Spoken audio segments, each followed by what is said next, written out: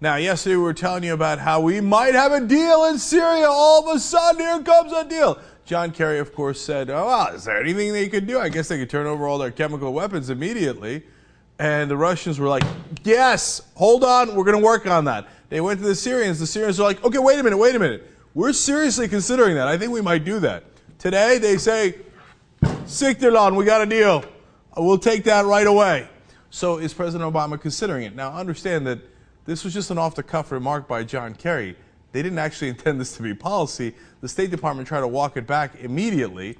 But now that all of a sudden there's an out, President Obama, like the Russians, says, I jump in it. Here he is with Diane Sawyer.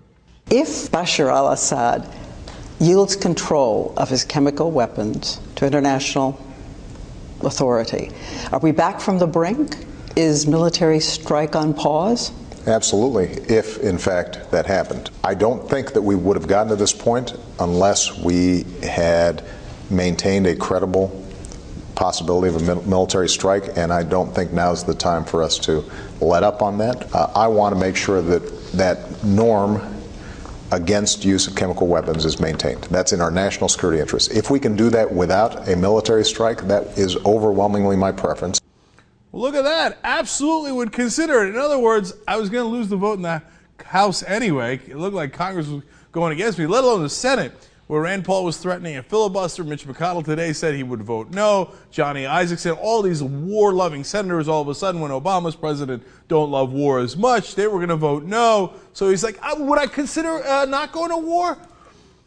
Yeah, all right, yeah, sure, I'd consider that. Okay, fine. And then we call it a victory for diplomacy, which, by the way, it would be. So look, who cares who gets the credit? It would be a good resolution to this in the end. I'm going to come back to whether we have a deal in a second. First, more from the president on whether he would take this or not. Will you delay a strike to see how that plays out? I think it's fair to say that we would not be at this point without a credible threat of a military strike, but I welcome the possibility of the development, and John Kerry will be talking to his Russian counterparts. I think we should explore and exhaust all avenues of diplomatic resolution of this. But I think it's important for us to keep the pressure on and to quote, or to paraphrase at least, a former U.S. president, Ronald Reagan.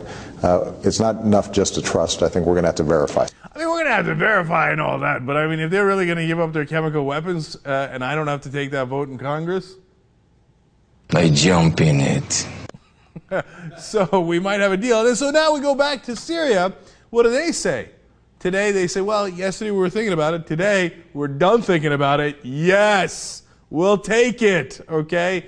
Furthermore, after saying that they would take the deal, they said they will actually sign the chemical weapons treaty and they will turn over their entire chemical weapons arsenal, which they had never even admitted to having before, which is also comical. They have one of the largest stockpiles of chemical weapons in the world. They're going to turn that over to Russia, other nations, and the United Nations, and they're like, do with it as you will.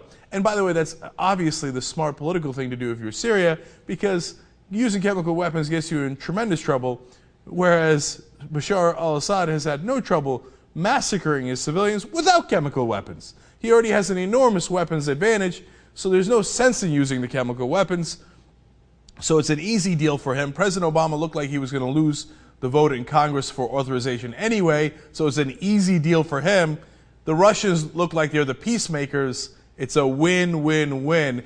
And we avoid a giant war in the Middle East, which is a giant win for us, the citizens of the world.